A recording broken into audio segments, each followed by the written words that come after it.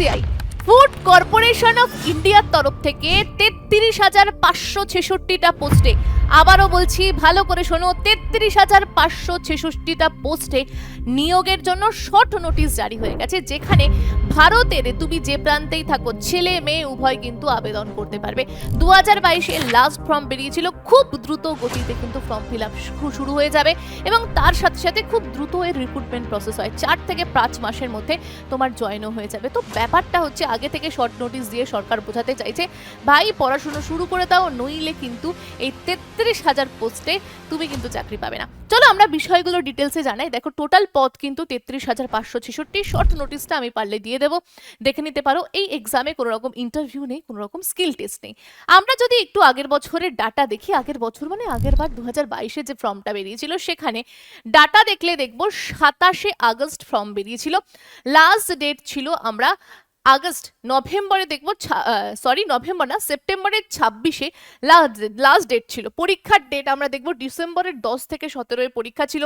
Result কবে বেরিয়েছে তোমরা দেখতে পাচ্ছ, সুতরাং বুঝতে পারবে যে 6 থেকে 7 মাসের মধ্যে টোটাল প্রসেস কমপ্লিট।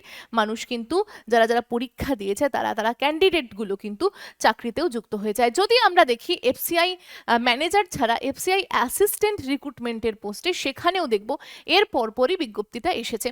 সেখানে আমরা দেখব খুব সুন্দরভাবে 6 সেপ্টেম্বরে বিজ্ঞপ্তি এলো 2022-এ, 5ই নভেম্বর অবধি লাস্ট ডেট ছিল। এরপরে তুমি দেখতে পারবে পরীক্ষা জানুয়ারি মাসে গিয়ে পরীক্ষা হয়েছে, রেজাল্ট বেরিয়েছে, রিক্রুটমেন্ট হয়ে গেছে, সব খুব দ্রুত গতিতে কিন্তু হয়েছে। এবারও ঠিক সেম প্রসেস। অনেকে ভাববে ফুড কর্পোরেশন অফ ইন্ডিয়া কি? দেখো ফুড আমাদের যে খাবারগুলো যেসব জায়গায় স্টোর থাকে, ঠিক আছে, সেই জায়গা তুমি ছবির সাহায্যে দেখতে পাচ্ছ বা আমি স্ক্রিনে দিয়ে দেবো, সেই যে স্টোর জায়গাগুলো থাকে সেখানে কত মাল স্টোর হচ্ছে, খাবার কতদিনের মজুদ রয়েছে, সমস্ত কিছু A to Z বিষয় কিন্তু তদারকি তারা করে থাকে, বিভিন্ন পোস্ট থাকে, ঠিক আছে। যদি আমরা পোস্টগুলো দেখি, দেখো ম্যানেজারের পোস্ট রয়েছে, জেনারেল ম্যানেজার ডিপোর্টের পোস্ট রয়েছে, ম্যানেজার মুভমেন্টের পোস্ট রয়েছে, অ্যাসিস্ট্যান্ট গ্রেড 3 ডিপোর্টের পোস্ট রয়েছে, অ্যাসিস্ট্যান্ট গ্রেড 3 জেনারেলের পোস্ট রয়েছে, অ্যাসিস্ট্যান্ট গ্রেড 3 আমরা দেখব মুভমেন্ট ক্যাডারের পোস্ট রয়েছে, স্টেনোগ্রাফার গ্রেড 2 এর পোস্ট রয়েছে। তো বিভিন্ন পোস্ট রয়েছে, বিভিন্ন পোস্টের জন্য কোয়ালিফিকেশনও বিভিন্ন রয়েছে। দেখো তুমি যদি গ্র্যাজুয়েশন পাশ করে থাকো তাহলেই এফসিআই এর জন্য আবেদন করতে পারবে, অন্যথায় কিন্তু আবেদন তুমি করতে পারবে না। ফর্ম ফিস এখানে কত থাকে? 500 টাকা থাকে, তবে এটা ইউআর মানে জেনারেল, ওবিসি, ইডাব্লিউএস এর জন্য।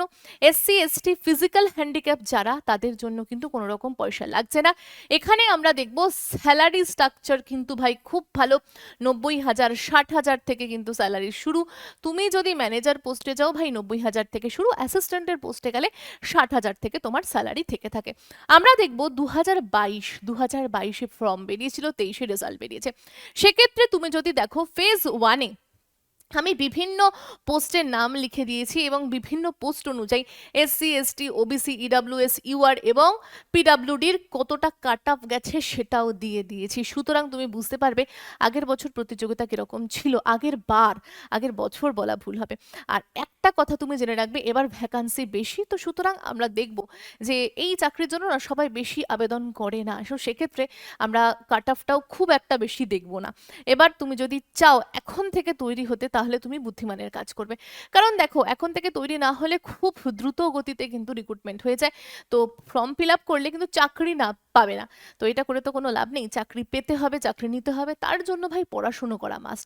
তো কিভাবে পড়াশুনো করবে? দেখো এই যে সিলেবাস তোমাদের জন্য আমি পুরো সব সাজিয়ে রেখেছি, ঠিক আছে, এই সব কিছু তুমি পাবে। তবে তুমি যদি পড়তে চাও যে কোনো একটা ভালো জায়গা থেকে পড়বে, সব বিষয়টা বুঝবে সিলেবাসে যা যা রয়েছে। আমি তোমাদের প্রত্যেককে বলবো তোমরা 0 to Pro যে 6.0 ব্যাচ রয়েছে, তুমি সেখানে যদি যুক্ত হয়ে যেতে পারো, তোমার 0 থেকে প্রো তো তুমি হয়েই যাবে। এবং এফসিআই ছাড়া বিভিন্ন যে চাকরির এক্সামগুলো রয়েছে, রেল বলো, এসএসসি বলো, রাজ্যের যে সমস্ত এক্সামগুলো রয়েছে, সব এক্সামের জন্য তুমি তৈরি হয়ে যাবে।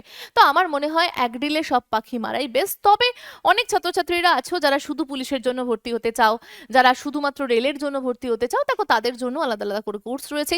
ইয়োর স্টাডি অ্যাপ ডাউনলোড করো, অ্যাপের লিঙ্ক দিয়ে দেবো। এছাড়া সব থেকে ভালো হয় স্ক্রিনে ভাই আমি নাম্বার দিয়ে দিচ্ছি, সেই নাম্বারে আমাদের টিম মেম্বারের সাথে তুমি কল করে পুরো বিষয়টা ডিটেলসে বুঝে নিতে পারো, ঠিক আছে। এই যে এতগুলো কোর্স রয়েছে এবং রাজ্য রাজ্যের যে বিপুল পরিমাণে নিয়োগ হতে চলেছে, গ্রাম পঞ্চায়েত থেকে শুরু করে পিএসসি থেকে শুরু করে আবগারি থেকে শুরু করে পুলিশ থেকে শুরু করে সব চাকরির জন্য তুমি তৈরি হতে পারবে। সব চাকরির জন্য আলাদা আলাদা কোর্স কিন্তু ইওর স্টাডিতে রয়েছে। যারা এখনো শুরু করোনি পড়াশুনো, ভাই দেরি করো না, ঠিক আছে? যদি দেরি করো অন্যরা পড়াশুনো করে কিন্তু এগিয়ে যাবে।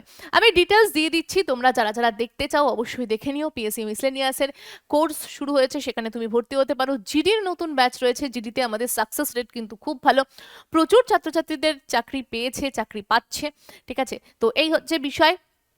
সুযোগ কেউ হাতছাড়া করো না, আমি স্ক্রিনে নাম্বার দিয়ে দিলাম, তোমরা কিন্তু অবশ্যই কল করে নিলে আমাদের টিম মেম্বাররা তোমাদেরকে সহযোগিতা করবে। এখানে তুমি দেখো ডিটেলসে এফসিআই এর জন্য তুমি যদি পড়তে চাও, তোমার বা তুমি চাকরি পেতে চাও, তোমাকে কটা ধাপের মধ্যে দিয়ে যেতে হবে সবগুলো বলবো। তার আগে বলি, দুটো চরণ থাকে, ফেজ 1, ফেজ 2। আমরা দেখবো সেখানে সাবজেক্ট কি কি থাকছে। দেখো ইংরেজি ল্যাঙ্গুয়েজ তো থাকছেই, যেখানে 25টা প্রশ্ন আসবে 25 নম্বরে। রিজনিং থাকছে, নিউমেরিক্যাল অ্যাবিলিটি থাকছে, জেনারেল স্টাডিজ বা জিকে থাকছে। তুমি দেখো এখানে দেখবো ইংরেজি থেকে 25 নাম্বার, রিজনিং থেকে 25 নাম্বার, নিউমেরিক্যাল অ্যাবিলিটি মানে ম্যাথ থেকে তোমার 25 নাম্বার, আর জিকে থেকে তোমার থাকছে 45 নাম্বার। তুমি দেখতে পারবে এই প্রত্যেকটা সাবজেক্ট কিন্তু তুমি ইংরেজি এবং হিন্দি দুটোতেই পরীক্ষা দিতে পারবে। প্রত্যেকটা সাবজেক্টের জন্য 20 মিনিট 20 মিনিট করে সময় থাকছে, টোটাল তোমাকে 90 মিনিট কিন্তু এখানে দেওয়া হবে। তাহলে কোন কোন সাবজেক্ট পড়তে হবে বুঝে গেলে। এই প্রত্যেকটা সাবজেক্ট কিন্তু ইওর স্টাডি অ্যাপে পড়ানো হয়ে থাকে, আমাদের 6.0 কোর্সে পড়ানো হয়ে থাকে, অভিজ্ঞ শিক্ষকেরা কিন্তু পড়িয়ে থাকে। এবার চলে আসবো সিলেবাসের ক্ষেত্রে। তুমি ইংরেজি সিলেবাস দেখে নিতে পারো, আমি দিয়ে দিলাম। রিজনিং এর সিলেবাস দিয়ে দিলাম, ম্যাথের সিলেবাস দিয়ে দিলাম। এটা হলো আমাদের জেনারেল স্টাডিজ বা জিকের সিলেবাস। জেনারেল স্টাডিতে দেখো প্রচুর সাবজেক্ট থাকে, 10টা সাবজেক্ট থাকে।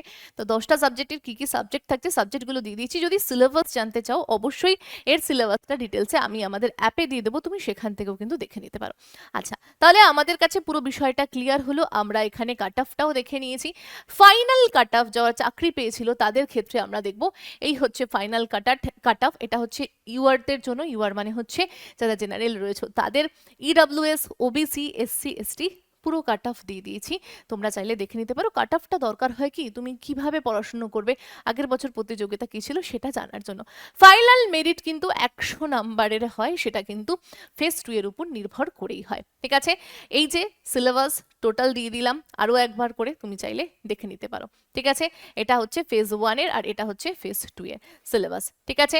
এরপরে দেখি এজ লিমিট, যদি দেখি 18 থেকে 28 যাদের বয়স তারা কিন্তু পরীক্ষায় বসতে পারবে। যাদের 28 বছরের কমে রয়েছে তারা তো বুঝতেই পারছো, 28 বছরের বেশি হলে বুঝতে পারছো না, এটা জেনারেলদের জন্য। ওবিসি যারা রয়েছে তাদের ক্ষেত্রে কিন্তু 3 বছরের ছাড় থাকছে, আর এসসি আর এসটিরা 5 বছরের ছাড় পাচ্ছে। সুতরাং 28-এর সাথে বাদবাকি তুমি এগুলো যোগ করে নিতে পারো।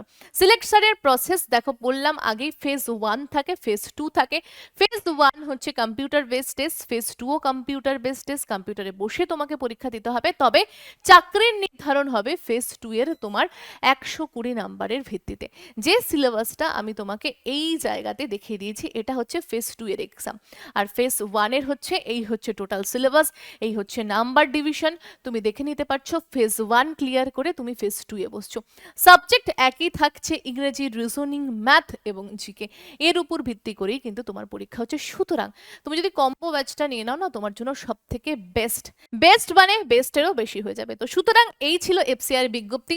শর্ট নোটিশ জারি হয়ে গেছে, জারি হওয়ার পরপরই ভিডিওটা দিচ্ছি যাতে তোমরা আগে থেকে তৈরি হতে পারো, আর সরকারও সেটা চায়, যার জন্য বারবার শর্ট নোটিশ জারি করে দেয়। তো আশা করছি 1-2 মাসের মধ্যেই বিজ্ঞপ্তি আসবে।